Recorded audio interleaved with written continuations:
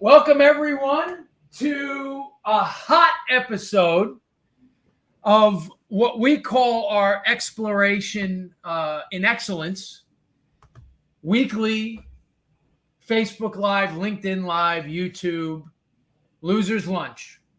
Special guest, Frankie Wholesale. What's up, buddy? Thanks, Bill. I'm just delighted to be here. Awesome to have you on. That was On Fire, Van Halen, 1978. Van Halen 1. I haven't played that song in a long time. Messed up the end there a little bit, but a really, talk about a song that was kind of way ahead of its time. I mean, Van Halen was ahead of their time, just in total. But sort of a really heavy song for 1978, and a real appropriate song for today because the world is on fire, and probably not in a good way, and the markets are on fire, I guess, in a bad way. And the real question is the Fed going to put that fire out? And we're going to talk more about that in a minute. Before we do that, economic calendar, really not much going on today. Tomorrow we got producer prices. Wednesday, dwarfs roll, of course, mortgage apps, some import and export prices, retail sales. That'll be an interesting one. New York Fed, some housing, some gas and oil. Something may or may not be happening at 2:00 on Wednesday. I don't know. And Thursday, Bank of England. We'll get out our tea and crumpets for that. Housing starts, building permits, a lot of stuff this week. Philly Fed, jobless claims that are inching up for the record. And then to close out the week, really not too big a deal. Capacity utilization, some leading economic indicators that we really don't care too much about. Last week, and so what's all the hubbub is CPI was hot. And frankly, generally speaking, the data was sort of going in our direction. Now we've backed up recently, and I think the low we hit was like 266 or 271 on tens. And we were creeping up, but really the death blow was that CPI number. And Frank, I have a lot to say about that, not the least of which is if you look at PCE, which is really what we more cared about as far as an inflation indicator, and certainly the price components of the ISMs, which I alluded to on last week's program, even though they were certainly not deflationary, and even one of them, and I forget if it was manufacturing or services. I think it was the manufacturing price was actually a big number, right? They were going down. The prices were abating. And so this CPI number was a little bit of a shock to the system in a lot of different ways, not the least of which was folks seemed to really feel like inflation had peaked and all the other inflation numbers were sort of improving. And then boom, as the late John Madden would say, and others come out of nowhere. So here's a question for you, and just before we really get into the meat and potatoes, if all the other indicators were that inflation might be peaking, and it'll be interesting to see what producer prices do tomorrow. Is it possible that this number yesterday was an outlier, and that the market might regret some of this reaction? Or from what you're seeing in your own backyard and in your own purview, do you think that inflation has a bit more to run? What do you think? So, what's interesting is sort of this dichotomy where you have the core inflation rate slightly declining, but inflation overall, going up. I mean, it's a very strange, very, unusual paradox. But, from what I'm seeing, I mean, Phil, we had our biggest week, and I'm just, talking about, my team and wholesale. We had our biggest week that we've ever had in history. I mean, Wow. we increased, I think we're up 30% over the previous week. And so, while all of this noise about inflation and what the Fed is going to do or what they're not going to do, I come back to the market is what the market is, and the rates are what the rates are. And, I think it's, we've been spoiled by these low interest rates for so long. It's really, hard, it's hard to remember that, in 1971 is when Freddie Mac started, capturing average mortgage rates. And, guess what the rates were? I know you probably know, but, just for the audience, the average rates during that year ranged between 7.29% and 7.73%, 1971. So, I'm very optimistic because, from what I'm seeing out there and what I'm seeing, on the ground. Yeah, I mean, rates are up, but, the MBA is still forecasting a $2.58 trillion market. Loan officers, can you get your $1 million a month, 2 million, 3 million, 4 million, 10 million out of a $2.58 trillion market? Well, and the thing about it, Frank, is even if the number was 2 trillion, okay, we had a bunch of years sub 2 trillion. 2 trillion is still a huge number. And I want to talk a little bit about that perspective. And we're going to have a chart that we're going to pull up with Jenna that you were kind enough to supply. Before we do that, our guest last week, and I always come back to this because you bring up a point, right? Perspective is huge. All right. And Tom Mancuso, our guest from last week, we always go back to this. The sale is made on the 5th phone call. And what I then say is, look, everything else in between is an excuse. Interest rates are higher. Guess what? Excuse. Because record week, right? Here's the other thing that I said, and I said this because we had our quarterly strategic, and I said to folks, do you know that last month was still almost double our best pre-COVID month? The projections for this month are still better than any of our pre-COVID numbers, but nobody wants to remember that, and look, and I don't want to date you or I, but we're older than 21. We could drink legally and have had to recently for the record. Okay. I could say this: 1971 was the greatest year in the history of the world because yours truly was born that year. So I know a little bit about 1971. I wasn't totally aware of Freddie Mac's rates in that moment, however. But Jenna, if you want to pull up this chart here for a second, everybody that's crying in their soup and all this other stuff, okay? I mean, this is interest rates since 1991, as was the Lord Delroy, exactly. We celebrated our 50th in the close proximity to each other. But look at interest rates, folks. And as a matter of fact, the current highs, while slightly higher than 12 to 16, that looks like. When we look at charts, and those of us who might be, as it's called, chartists, right? You're looking for making lower highs if you want interest rates to be low, okay? You're talking about here making lower highs and lower lows. Well, I got news for you.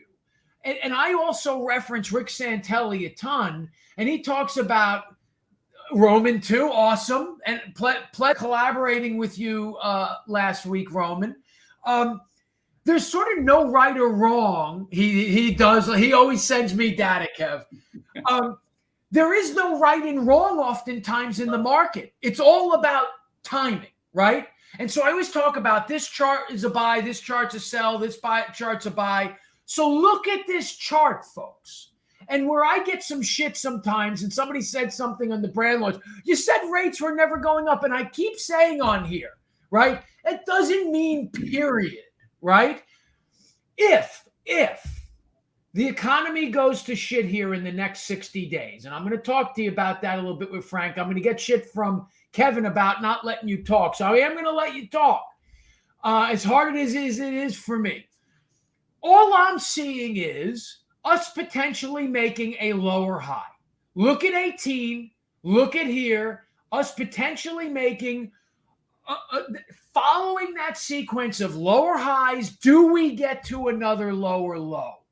But this idea that we can't sell these interest rates, poppycock. All right, Jenna, put us back. No one wants to see the chart. Hold on, just on that chart for a second. Okay, go ahead. I love charts, but when I look at a chart like this, I see opportunity. So we have some young people that just started with us in the last 6 months or so. They've never been in the mortgage business. They don't know historically what rates are, what they've been.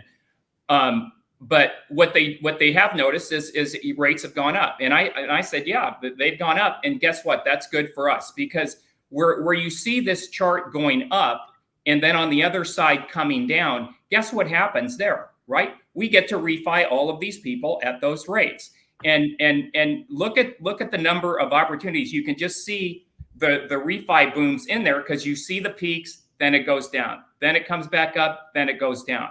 So on the other side of 2022, and my crystal ball isn't any better than anyone else's, but on the other side of this, we will have a decline in interest rates, and guess what? We're going to refi all these people that are in the 5 3/4 and 6s. Phil? Agreed.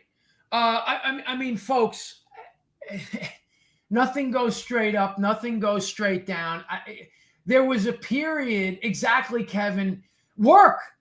Really what Kevin is saying, he says, pick up the phone, ask questions, be an advisor. When Frankie is talking about, hey, I don't see the sun setting here. I see the sun rising here, if you will. The end of every day brings with it the dawn of a new day. Okay. And folks had it easy the last 24 months. I mean, goodness sakes. I mean, let's call it with some clarity here. We're not even 1 quarter removed from what some might call boom times. I mean, can we take a breath for 90 days without throwing the baby out with the bathwater? It'll be really interesting. And one of the conversations that I had this morning, Frank, was if you take a real look at the history of the mortgage industry, as I know it, since 1988, right, is there have been many times in history that arguably half the industry seemed to be about 8 minutes away from being out of business. And then a drop in interest rates saved them.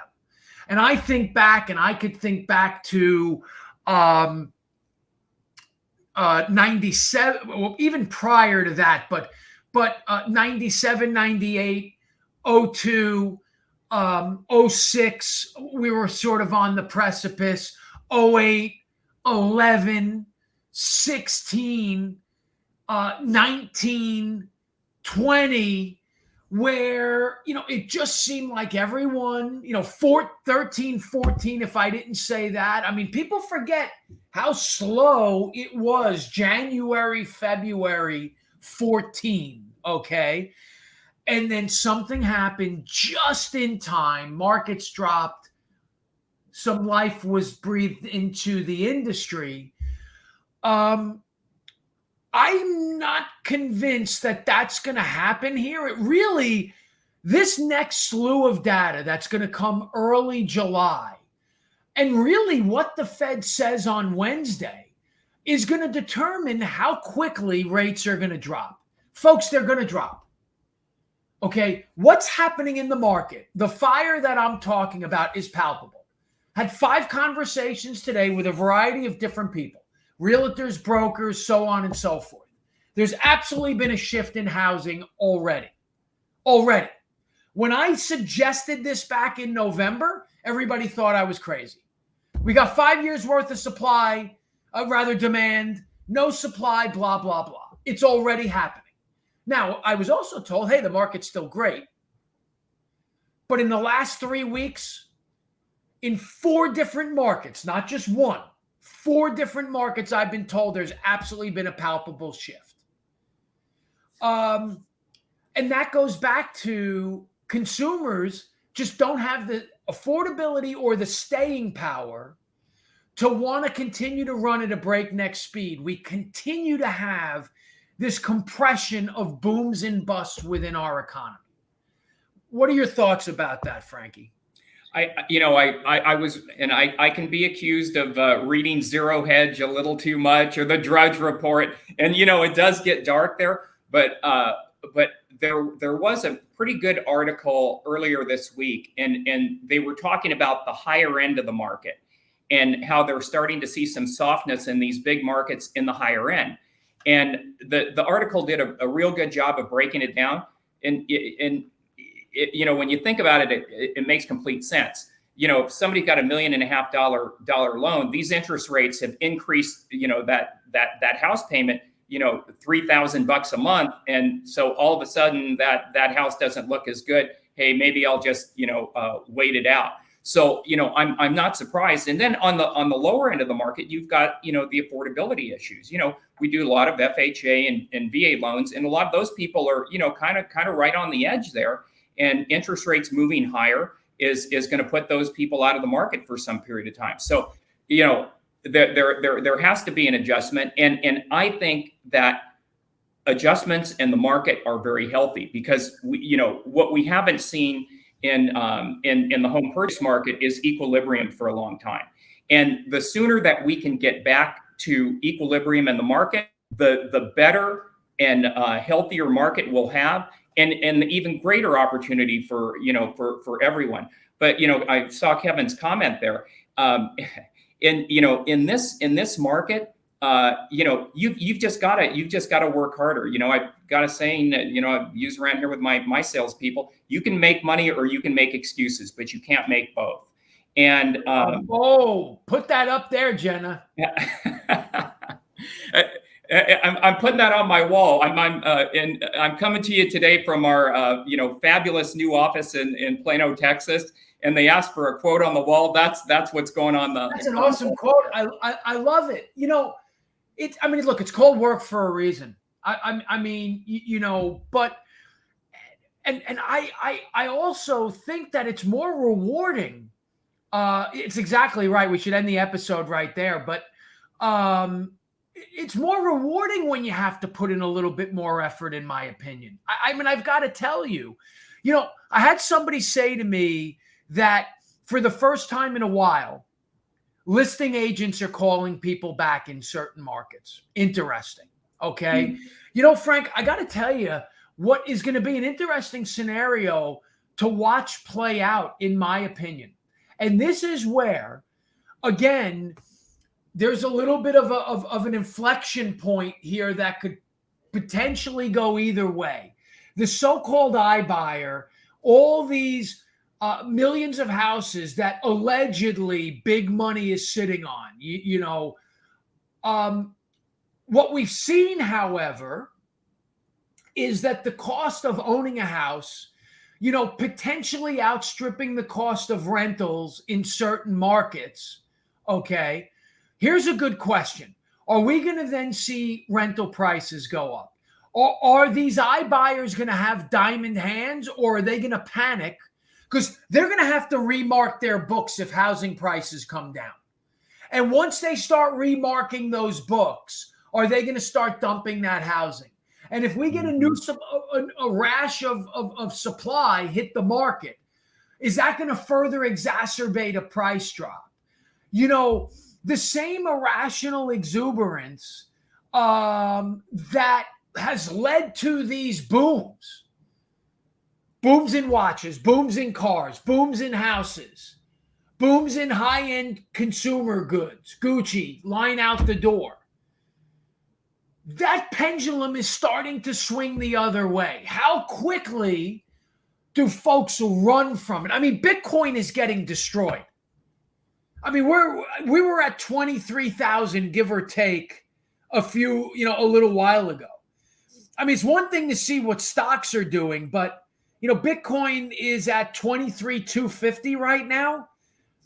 If you bought at 60 or 65,000, boy, oh my gosh. What do you think? What is the more likely outcome in your opinion? How quickly and how bad is this recession? Boom. So I think depending, and I was reading another headline, is the Fed going to go 75 basis points, and I'm of your opinion that in the long run, I share your opinion in that in the long run rates are never going up, and for many of the same reasons that that you have, but they're going to work. They're going to fluctuate within a band, and how bad is the recession going to be? Because like other recessions, people are thrown out of work and all this stuff. Where we have an interesting situation here where we have kind of stagflation, where we have actually a work shortage. I mean, the Quick Trip, it's a local gas station chain here. They've got they're paying $20 an hour. In-N-Out Burger, $15 an hour. To start, and they can't fill these jobs. So I think this one is going to be different than others. So I think what we're going to have is a market that moderates and comes back to equilibrium. Now, will there be some price adjustments? Of course, there has to be. Trees don't grow to the skies. But I think in the long run, it's necessary so we can get a market that's in balance, that's healthy for buyers, healthy for sellers, and healthy for all of us in this industry. I agree. And, and I'm looking at one of our feeds because not all the messages don't come through. Andrew, I don't know if you posted this before the iBuyer or after. Either way, agree 100% because he's sort of saying the mega landlords and stuff. To me, that's all kind of, lumped in. But by the same token, Frank, what we're saying is this, right? There's always opportunity for the hard workers. There's always opportunity for the smart workers, right? There's always opportunity for the hard and smart workers. And what I can say to you is I've had several folks come to me in the last week during my one-on-ones, and they said, and I'm going to give you an example because this is really sort of the essence of Loser's Lunch. And Mike, I hope that you don't mind me saying this. Mike Carvajal, I have a weekly one-on-one with him. He's one of the longest tenured and best loan officers within EPM and within the industry. Huge producer. And I was talking to him a couple months ago, and I told him about this thing that Max Covery, we mentioned on here, talk to the listing agent, such. Mike did it. The first time he did it, it didn't bear any fruit. He stopped doing it. Now, this is a guy who should know better, right? And he said it to me. He said, I stopped and I shouldn't have. And then we had follow-up conversations, and he did it. And the next time he did it, it worked. And then it worked again. And now others in his group are doing it, and they told me it worked. And it's sort of like not everything, we have this saying, you're only going to bat 350. No one's going to bat 1,000. As professionals, whether it be sales or otherwise, respect the process. Embrace the work. Work smarter, not harder. If you're doing the things that you need to do right now, you can find success. Period. Right? You look at it and you turn around and you say, relative to 2017 volume, as an example, EPM is doing better. So do we choose to sit here and cry in our soup, or do we say, holy shit, what we're doing is working. Let's do twice as much of that.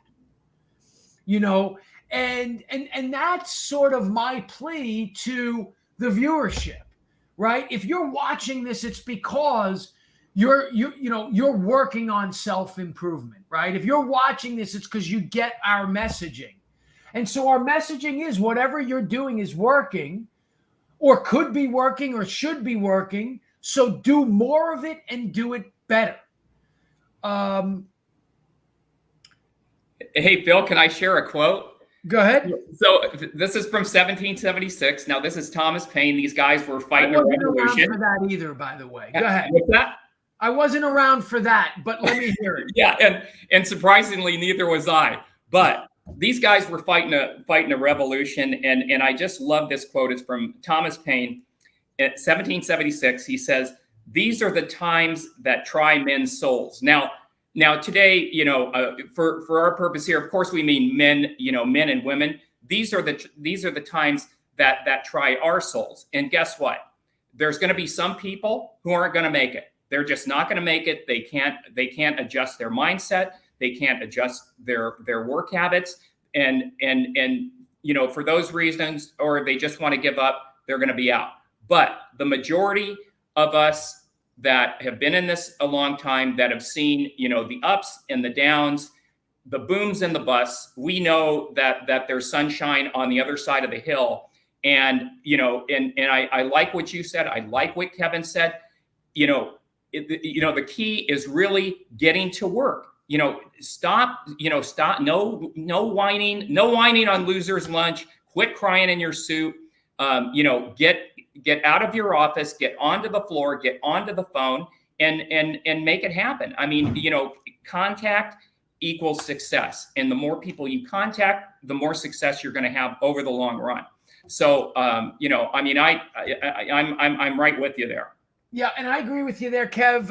Look, success begets success. And I think that the opportunity that aggressive, confident, seasoned, competent, ambitious mortgage, real estate, and insurance professionals have in this market is the ability to differentiate yourself from the folks who just don't know how to roll up their sleeves.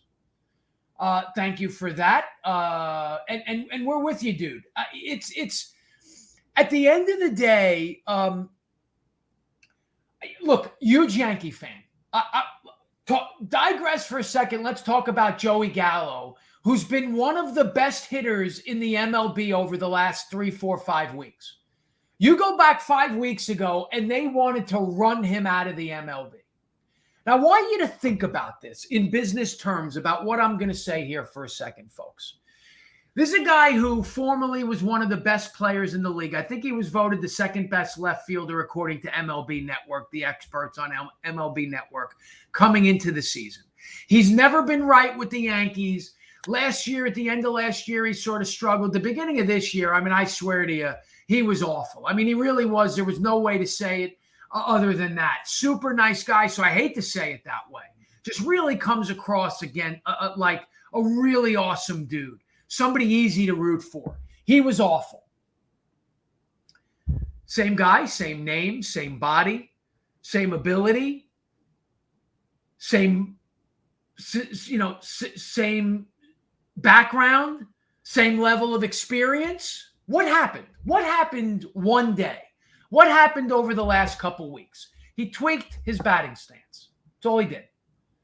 And whatever he did in that tweak, he's a little bit more close to the baseball, so maybe he sees the ball a little bit better. Exactly. Making adjustments. That's what pros do. So now his shoulder's a little bit more closed, so he sees the ball maybe a little bit better. Maybe because he's a little bit more close to the ball, he's not flying open a little bit more. It's a small adjustment, small tweak. He's now one of the best hitters in baseball statistically since that time. Look, we're not inventing fire here. We're saying shit that everyone has said sort of over and over. Maybe some of the market analysis is obviously unique to this market.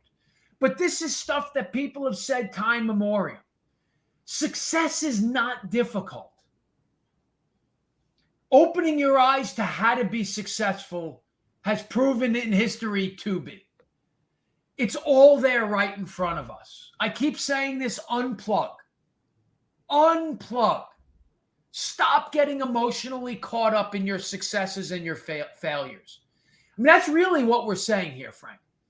Folks got too lazy when things were easy and are now consumed by the fact that things are harder.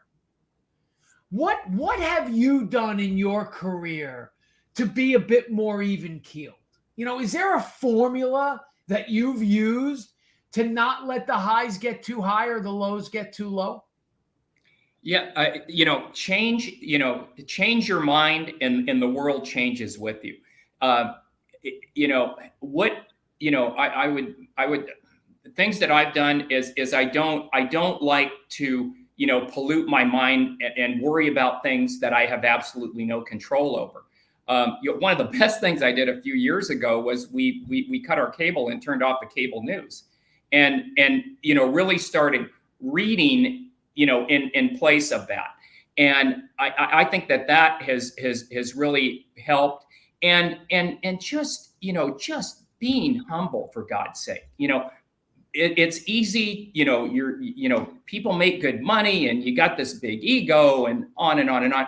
And I think, keep things real, stay grounded, stay focused, and set goals.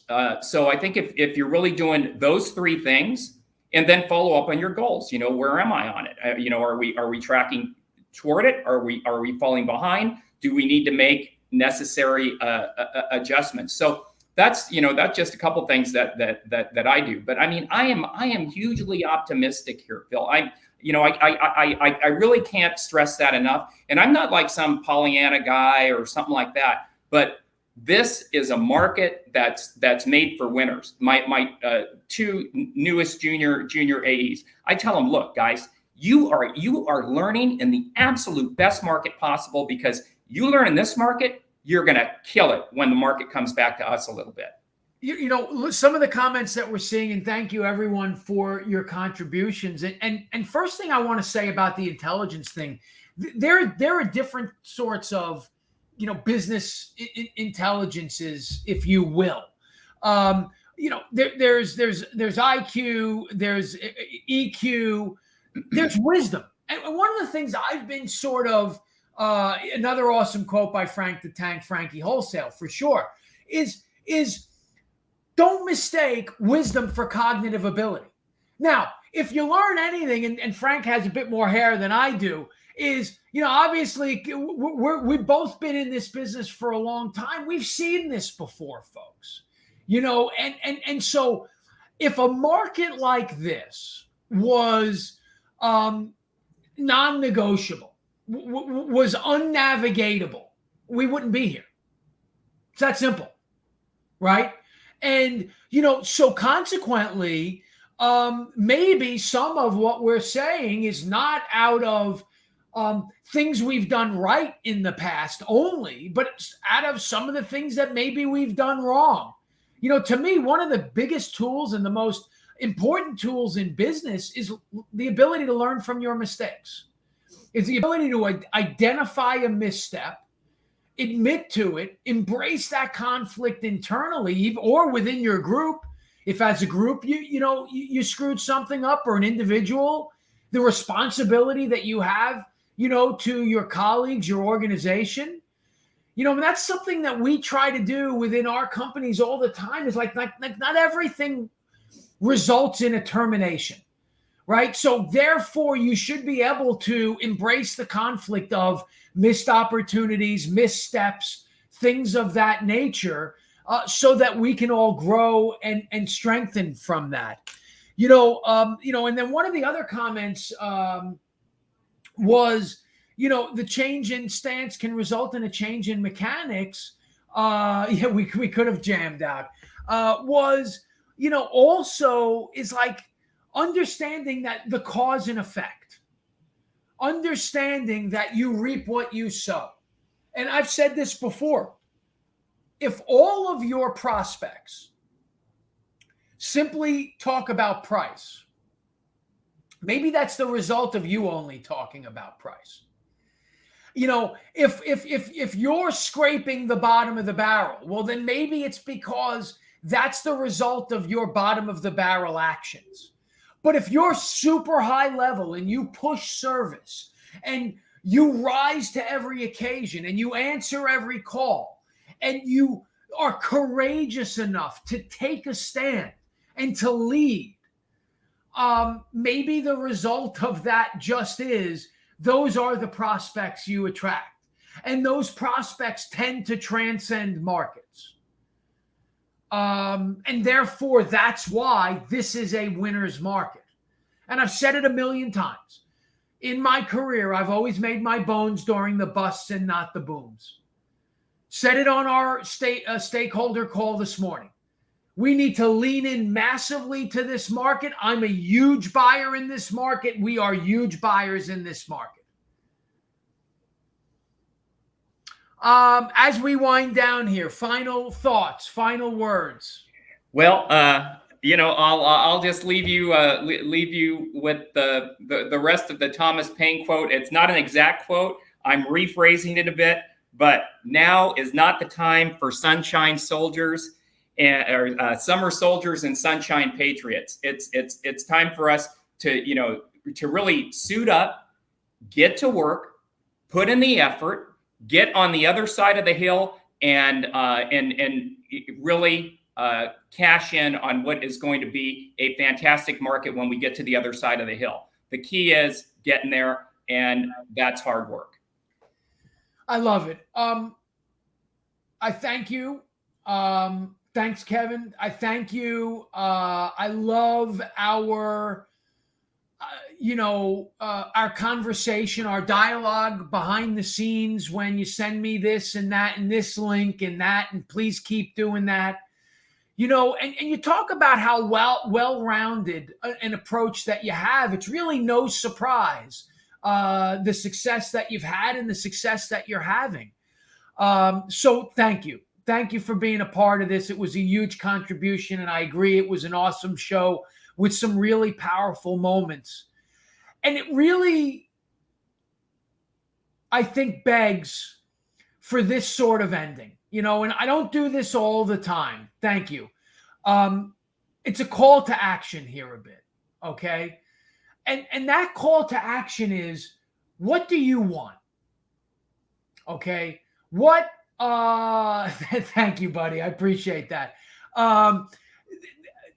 What do you want with your profession? What do you want with your life, right? Strong times make weak people. And to your point, the quote is men, but I'll adapt it, right? And I've said this before. Strong times make weak folks. Weak folks make weak times. Weak times make strong folks. Strong folks make easy times. We had an easy time because of the battles of 08 and 13, 14. I'd venture to say that we've made a pretty easy time here. And the result of that has been some pretty weak folks. Are you going to be a leader that steps up and creates some good times? Are you going to be that strong person?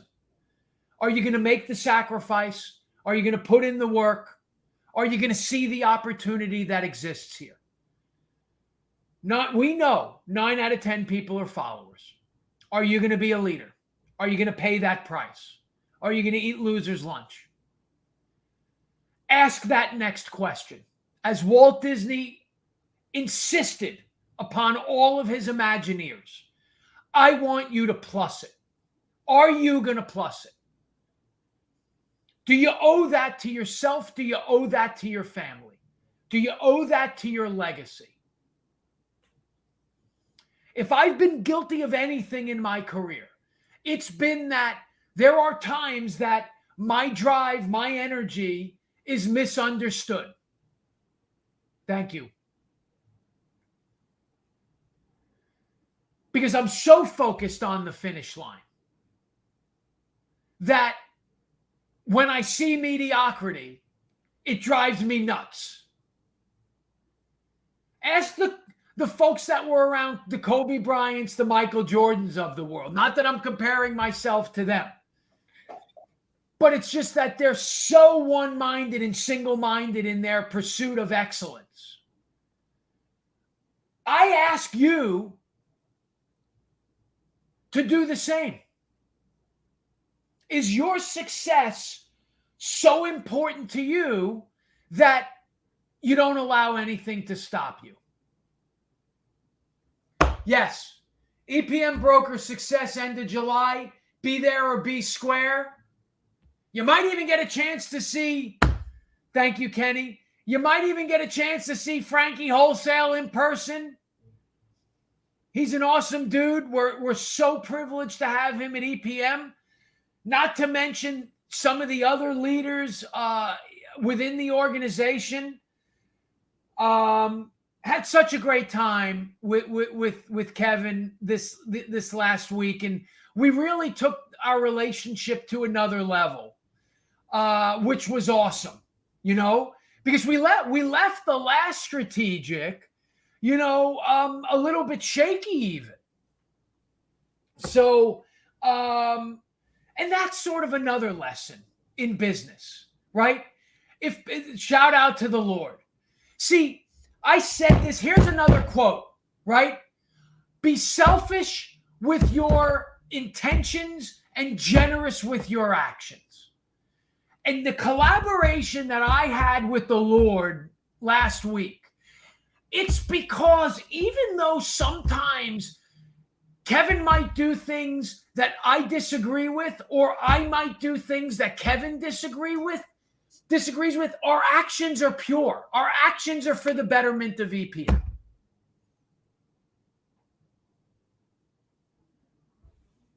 I'm done. All right, Phil. Well, thanks for having me. It's been a real pleasure. Let's get fired up. Let's go, baby. Let's go. Let's go.